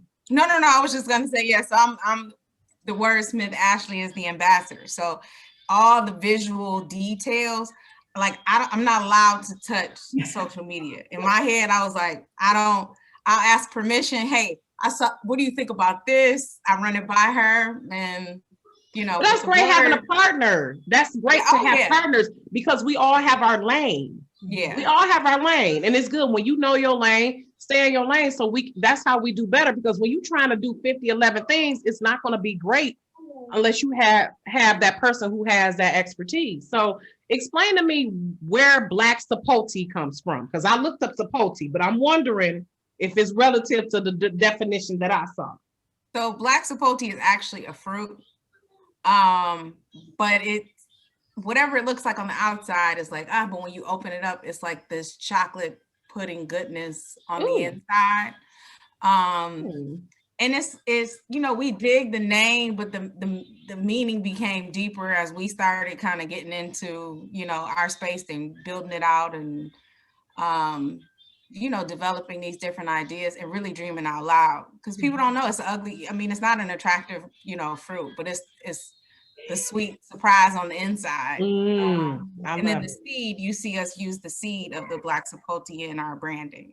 So people, and that was really intentional too, when we were just thinking of our mission and our vision for the brand. And it really stems back to debunking the stigma associated with cannabis use. And we were listening to the conversation earlier when it comes to the war on drugs, when it comes to criminalization of Black people, Black and brown people, when it comes to bias in healthcare. I'm a nurse practitioner, so my background is in healthcare. So I deal with a lot of patients who, were hush-hush about their cannabis use, or, for years, and then as things become more and more legal in different states, they're talking about it more. So now they're being truthful on that questionnaire, huh? Absolutely, right, right. No, they're still not. I'm not.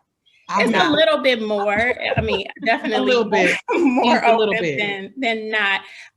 But that was, we see these things kind of evolve as the industry changes, and we wanted to create something that was very intentional, and that reflects everything that we are as Black women, as mothers, as professionals, and just kind of what we are as people. And so that's what, and it really, made sense when we thought about the name, and then we started thinking about what our overarching goals and our mission and vision is. Then it really just grew and became real personal to us. Like, we are fighting for this name. Right. So, I love it. Because now, Ashley, do you still have Parkview magazine? So no, well, I do, but I took a break from Parkview. I got pregnant, and it was a lot for me at that time. So I just kind of put it to the side for a minute. We will be bringing some things back with Black Sapote, but I couldn't keep it up. I understand, honey. I understand. When you had them babies, it's a whole new. Love Parkview, so I'm so happy that you know about it. No, I do. I does my research now. I does my research now. So, and Courtney, you're a poet by trade as well. What's your background? No, honestly, no. By trade, my day job, I used to be a banking manager, and still do. I have a personal training, wellness coaching, food coaching business. And I've been doing that since 2014. I took a break from that because I have a toddler. She'll be 1 or 2 next week. So, so that's my background. So Ashley knows, like, I'm very tight about like numbers, cost, and those types of things. Contracts, like, but it's the health of one of the things I wanted to piggyback on Ashley, when we speak about the intention of it, we're hoping that the branding feels like a safe space to people that are not cannabis users, because a lot of the branding, it's not even my thing. And I've been a cannabis user for a long time. I was introduced, I knew about it here, but the culture felt different. It just didn't feel healthy. And that was a big big thing for me. And I lived out in Los Angeles, and it was like total opposite. You know, it was like, who didn't smoke? And then you see all these options for wellness around cannabis. So I'm hoping that in our branding, people that are not cannabis users see and say, okay, this feels like a place where I can move about, you know? Right. Let's be real though. Our aunties and uncles was having them basement parties, the blue light parties. They was getting high in the basement. Listen, I have like this in my family, like super. I mean, come on, like some of them were straight laced, but other ones was getting it in. Right. It was getting it in. So this is what I want to ask, and I'm gonna start with Jess. What are some myths that you feel? And I want to just rock and robin here. I'm gonna go with Jess, then to Enid, then to Shannon and Renette, Mitzi, Courtney and Ashley. Just briefly touch on what are some myths that you are hoping the industry needs to dispel, that you want people to realize to get out of their heads. So I think from our community perspective, right? I want to stop saying that cannabis is a gateway drug and to recognize that addiction is a mental illness. And the trauma and other mental illness is at the core of that. That is why people go on and try harder drugs. They're trying to cope with that. And that cannabis is medicine. It is actually good for our bodies. Like we have an endocannabinoid system. And that disordered use is a mental illness. That would be the main myth in community. I also think that within Michigan, I think that folks have a misconception about what social equity is. Social equity is racial equity. The industry, the reason why the plant was prohibited in the first place is because it was associated with Black and Brown communities, and they demonized Black women, specifically jazz musicians. They chased after and I'm sorry, like, yes, white folks have been criminalized because of prohibition as well, but that's collateral damage of racism. And so until we really get to the core of why things are inequitable in the first place, we're not going to make any change. So still, we've been talking about social equity in this industry for a decade, and we're still at 4% ownership. Yeah.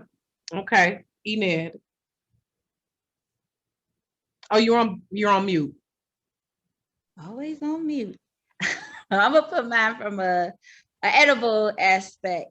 I hear a lot of people say edibles is not for me, or edibles, I can't handle edibles, or it's because of these bad experiences. So I want to tell people, if you had a bad experience, don't give up. Just try again, but do your research first. Just don't go to anybody's house party who say they doing a weed infused party. If those people can't tell you how many milligrams is in a serving, you don't need to be eating it, because you might take a corner. That corner can have anywhere from 50 to 1,000 milligrams in it, and you don't know. So if they can't, start eating from people that are more educated in this game. You see what I'm saying? There's a lot of chefs out there that's doing their thing and know what they're doing, especially with dosaging. So that, secondly, just because you had a bad experience don't mean you'll have it again. Fine, if ask them what kind of cannabis is in this. What is it? What's the name of it? What's the terpenes in it? What kind of feeling I'm gonna get from this? This is where people go wrong at, is because they just out here eating things and don't know what's in it. And they can right quick, what are terpenes? Is that an aspect of cannabis, terpenes? Yes. So it's like like Jess said, we have cannabinoids, but the terpenes gives you, it gives you a certain feeling. So it might relax you, it might give you an upper, it might give you a downer, it might, you know what I'm saying? So find out what you're smoking, what you're eating, what's in this. You know what I'm saying? It's the sativa, it's the indica. So you'll know what's good for you. A lot of people come into the edible game just eating stuff because a lot of people, 9 times out of 10 is mostly just wanting to get high. So if you want to get high, do your research, do your education first. You know what I'm saying? Don't just look it up to, I ain't never doing that again. I had a bad experience. I had a bad experience at first, but then I had to learn why I had that bad experience. So now my experiences are very enjoyable, like a glass of wine or I won't be like sick the next day or things of that nature. Right. Necessary. Right.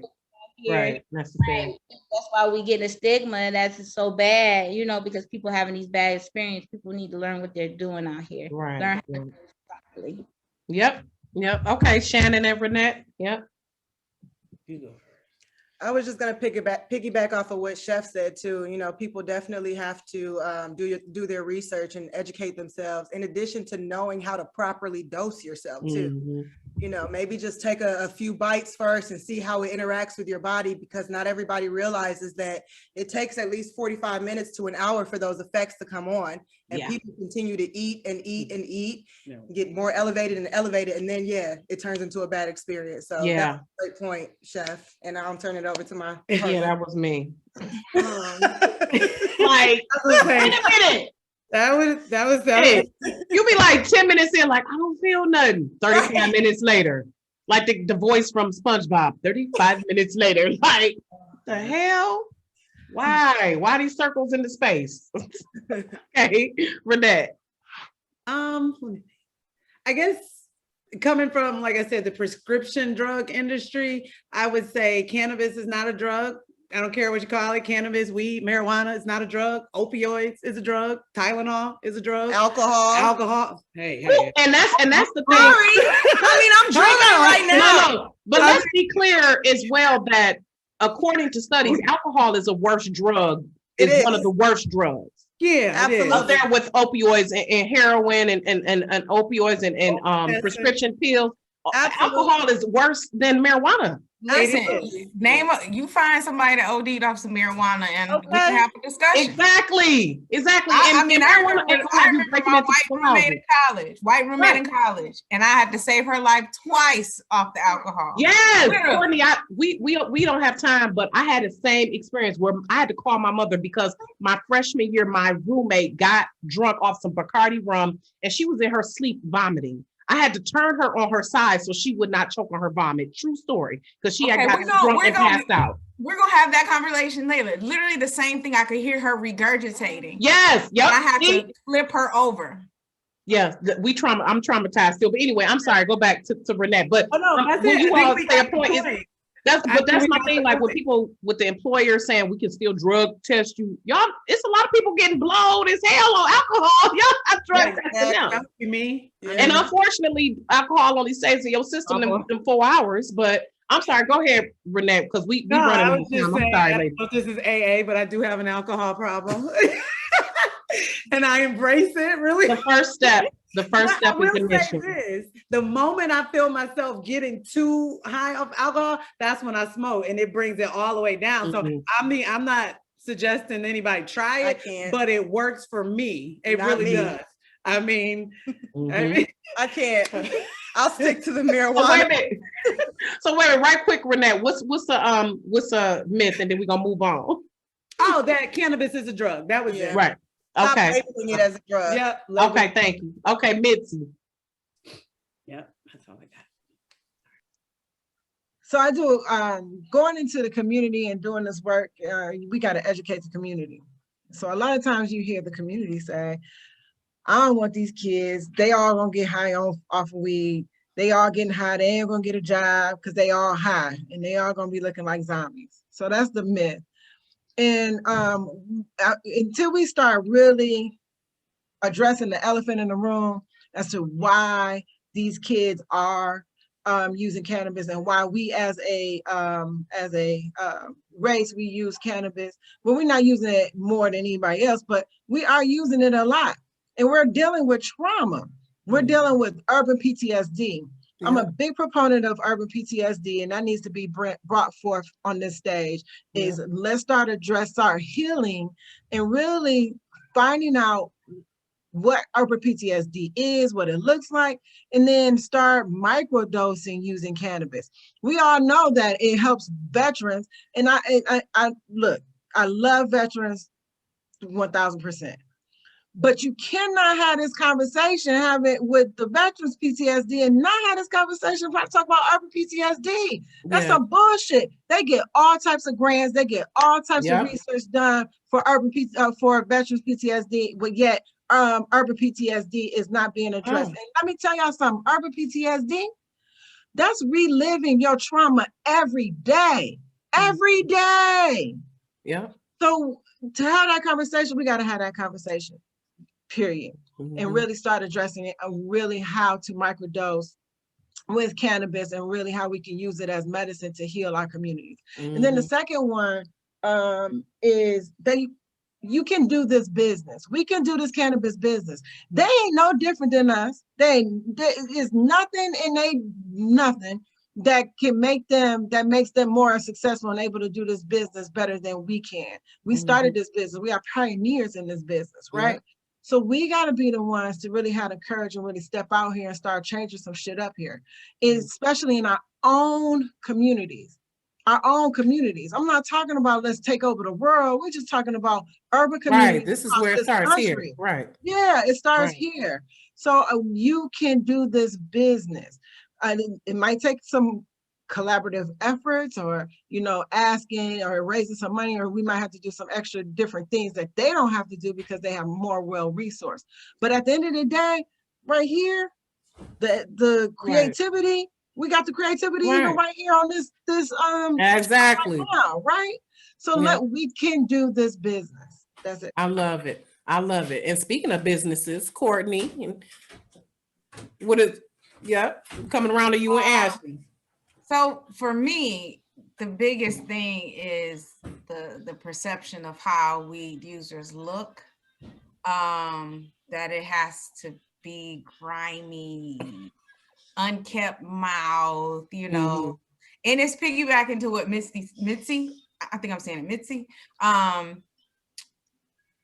health needs to be in the communication and not medical health. I'm just talking about wellness. Like, so for me, when you're talking about edibles, I don't prefer a brownie or a cookie or whatever, because frankly, I'm conscious of my calorie count and I'm trying to save my good calories for Chef Sunflower's like meal.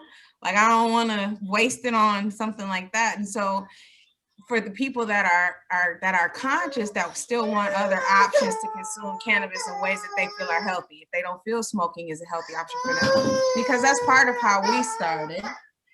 Sorry, she gotta come on camera. Girl, whatever, come through, baby, come through. She like, look. But that's part of how we started, which, I'm gonna let Ashley finish and then I'll come back to my thought. Go ahead. She like, look, y'all stealing my thunder. Hey, baby.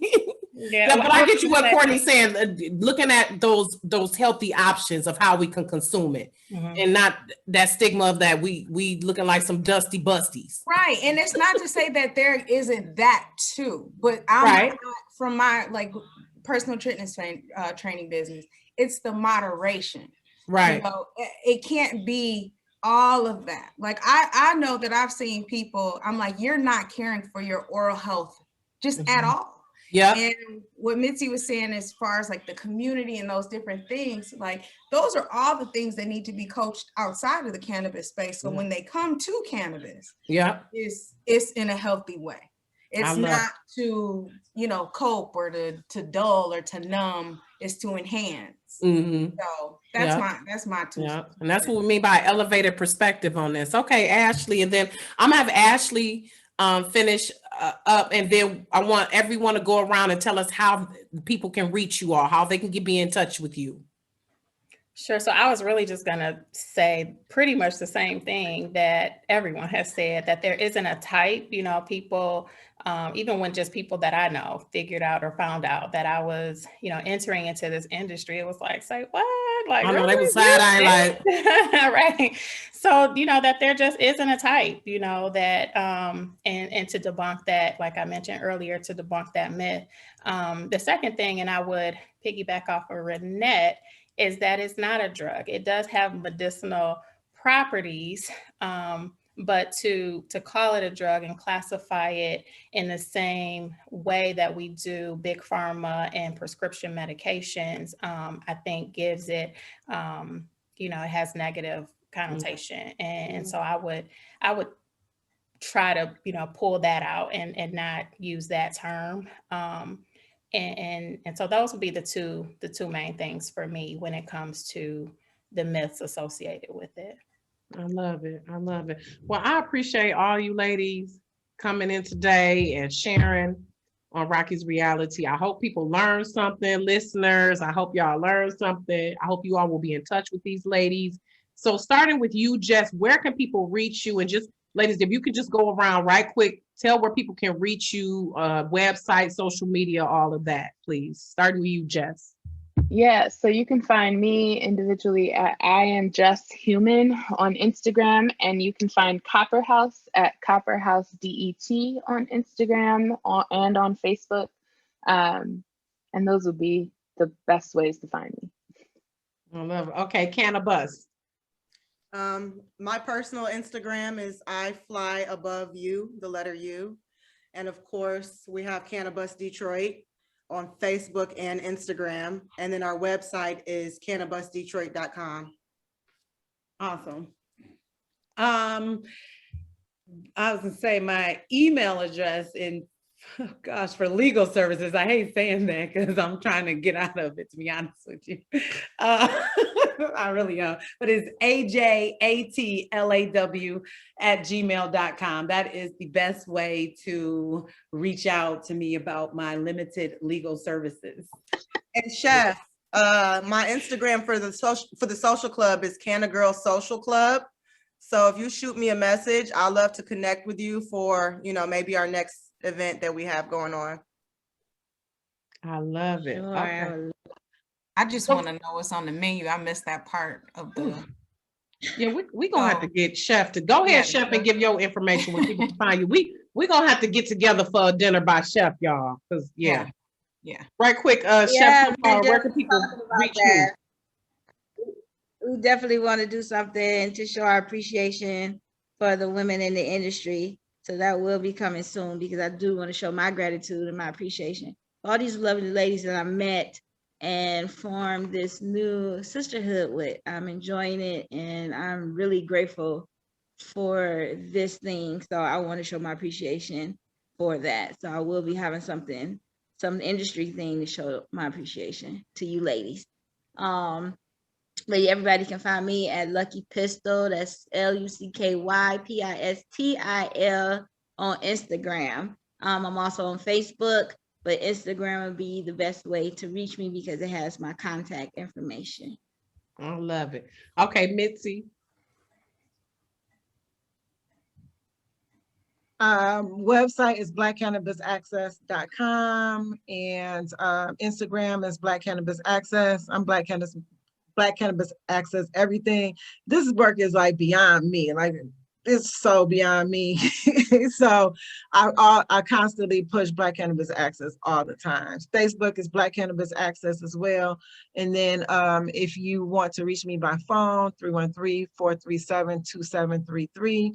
And then to attend the Sunday Canna Talks. Like, that's an awesome place to start if you want to move forward in the cannabis industry. You can register on there, a Zoom meeting every Sunday. I'm there every Sunday. So no excuses. They can register on blackcannabisaccess.com. Go to bit.ly/Black Cannabis Access, all lowercase letters. Okay, Yep. thank you. Okay. Say that one more time, because I've been dosing a little bit. So Right, write it down. I am. bit.ly/Black Cannabis Access, all lowercase letters. I love it. And so Courtney and Ashley, where can they find Black Sapiosexual, or you all individually? So you can find us. We're accessible, both of us, through Black Sapiosexual. So we are on Instagram and Facebook at Black Sapiosexual, BLKSAPOTE. Our email is hightea@blacksapiosexual.com. So just HIGHTEA@BLKSapiosexual.com. Okay. Anything different for you, Courtney? Any same? Okay.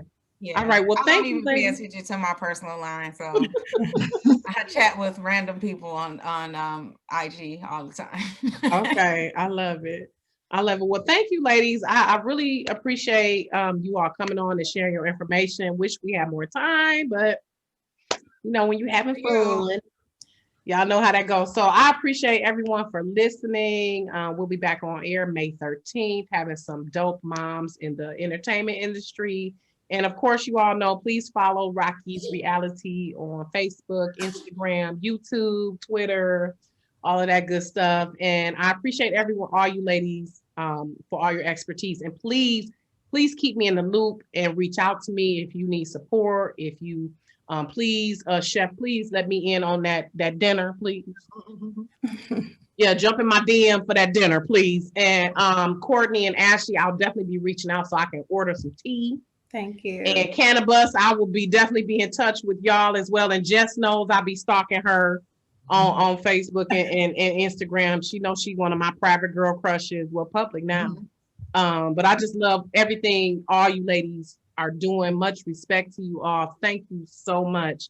And let's continue to do this work together. Let me know if it's, again, anything that you need from me that I can, in any way that I can support you.